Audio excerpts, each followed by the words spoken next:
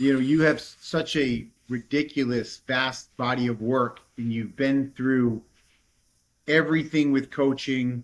The coaching tree is large.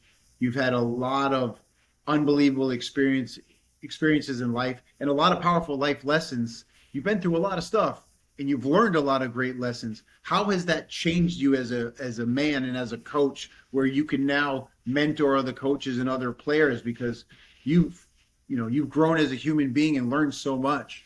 I mean, has that changed you significantly? All the things that you've been through. Yeah, I think there's always a learning experience. It doesn't kill you, makes you stronger, as you know. So there's always a learning experience in the professional world. There's always a learning experience in your personal world. So whether it be a setback with your family, a setback with something that may you have done wrong in your life, a setback how you treated someone, or a setback how you didn't perform, how you didn't prepare in your professional world. As long as you grow and learn from it and don't make the same mistake, I think you're a success no matter what. Yeah, you might have lost the Super Bowl. Hey, you might have got fired from that job. Good. As Jocko would say, great. Yeah. Excellent. Go become better. Hey, I didn't get the promotion. I didn't get good. Great. Good. Excellent. Opportunity to get better. Yeah. Go become the next best instructor or whatever it might be. When one door closes, another one opens. Mm-hmm. I use my personal life. I didn't get married until I was 45, 44. I had opportunities, but it definitely wasn't right. Mm-hmm. And then I got a gem in the one that, the good Lord waited.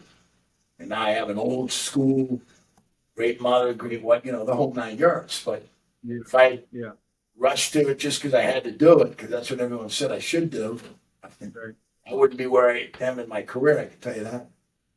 Professionally and personally. You go through the same thing in Randy.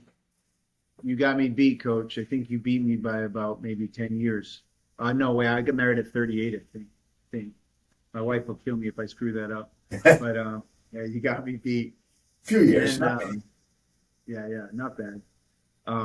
So, Coach, finally, I really can't thank you enough for doing this. I mean, I could talk to you for like 5 hours. I know your time is limited, but if you had to give it some thought here, and you have to give some advice to someone who's chasing like a dream and they're really trying to go after something and it's really hard and they may be emotional, they're having a really tough time with things. And, we always say like, it's quitting, right? It's not necessarily quitting, but they're losing their passion. They're losing their focus on their way toward their dream. You got to give them some advice. You're sitting in a room with them and you got to give them some advice. What would you tell a young person who's trying to be the best player, trying to be the best coach, or chasing a dream they're going through it. They're going through a very hard time. I would say the first thing when you identify that dream, don't let anybody else tell you can't do it. That's number one. Don't let one of your peers, somebody say, oh, you can't do that, and then laugh it off or whatever it might be. You're never going to be the player that you think you are. You're never going to be the person that you think you are. You're never going to be the CEO of your company. You're never going to be president of the United States because you can't. Yeah. How many elections did Abe Lincoln lose before he became president and really shaped America as it is today? I mean, one of the greatest presidents ever to live, right? Yeah. I mean, you look at all the great athletes. I mean, what if Michael Jordan had quit because he didn't think he was any good at basketball? What if he had quit? Crazy. The thing I would say is like, you never know when you're gonna hit your dream, because if I know this, you're never gonna hit it if you never try. And what I mean by that, give everything you have, physically and mentally, for that dream. Everything, not half-ass it. Give everything you have, 100%. You can't go 110. Give everything you have, 100% effort mentally and physically. And you know what? You may not get that dream, but at least you know you gave it everything you had. Everything you had. Yeah. Great line, still one of my favorite movies of all time. And as a young kid living this dream, Miracle. Oh yeah. When Herb Brooks said, the night they played the Russians, 10 times they might lose 9. But he said, he's like, no matter what's done on this ice tonight, you guys are great hockey players. Don't ever forget that. No matter what happens on the score. And then he said this, he said, tonight we will be the best team because you've worked to get them. And obviously, look what happened. Those were all kids. Those weren't professional. Those were college kids. Or, it's like anything. I mean, I'm a big Boston fan, and so are you, Mark, when the Sox were down 3-0 in 2004. Never going to win.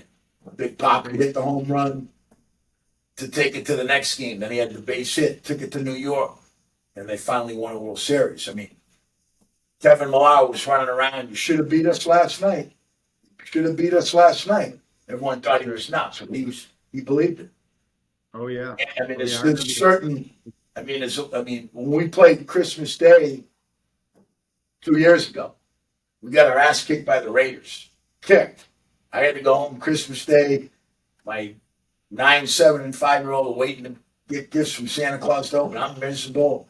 My wife said, "Get that look off your face. It's Christmas." I put ESPN on.